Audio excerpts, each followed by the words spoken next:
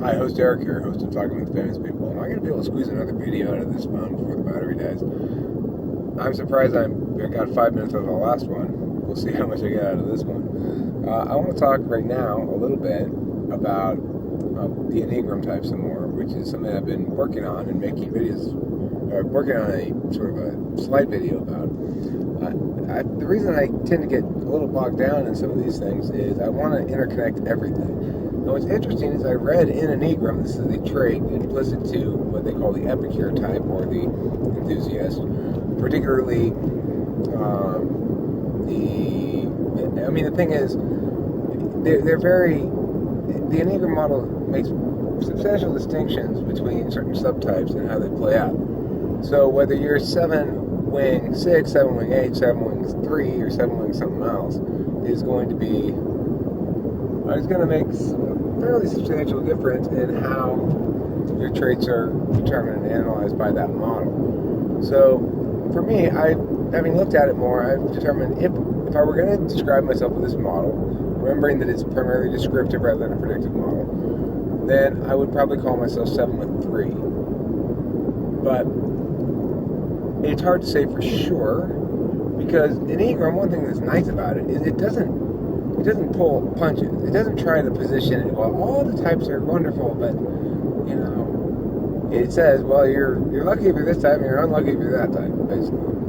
And that resonates as more true to me.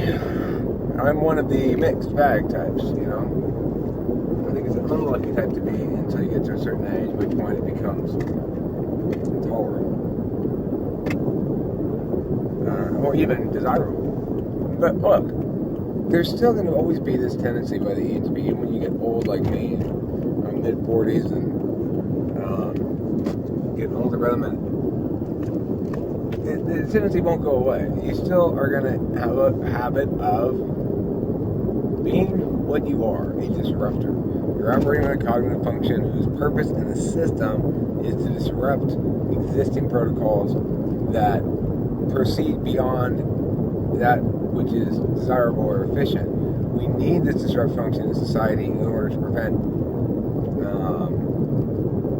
stasis. Because look, there's always individual human beings who are without scruples, will always attempt to codify illegitimate controls. It's implicit to governance as it's an emergent function of humanity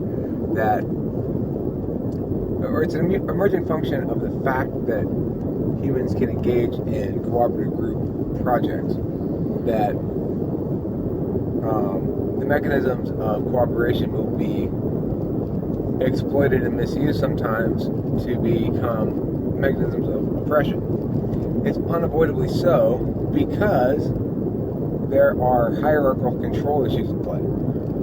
So it's important that we have an understanding or framing of those hierarchical issues in the right way. We frame them as necessary evils, not as solutions to anything. That to the extent that we could operate this organization entirely free of hierarchy, it would be better off for it, provided certain established baseline minimums that would need to be met in terms of a variety of things, but primarily in terms of the individuals involved. You need to have autonomous-minded individuals.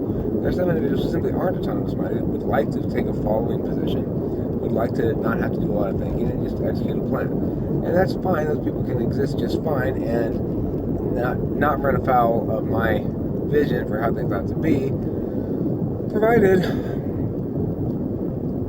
everybody's cool. That's what it boils down to. If everybody is cool, then everything's cool. Then you don't need to worry about anything else. So, what I'm saying is this. When we go out in the world and deal with other human beings, we have what we want, they have what they want, and we share an understanding of what the group is, what the desired good for the group is, and most importantly, which arguments are winning arguments about what's good, and which ones are we in full agreement on that we can't contradict, right?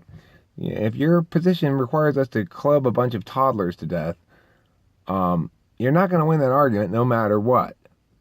So the point of this is that it ultimately boils down to how you justify things. And in regards to that, TI is a vastly, vastly superior tool to have as your higher up function than F, because it's less manipulative. It's more direct when you have it down. When you've got all the pieces in place and you know what all the arguments are and you have all the responses for everything, it is far less manipulative. It is quite direct. And it obviates a lot of potential pushback that would occur were one not so definitive about things in the outset.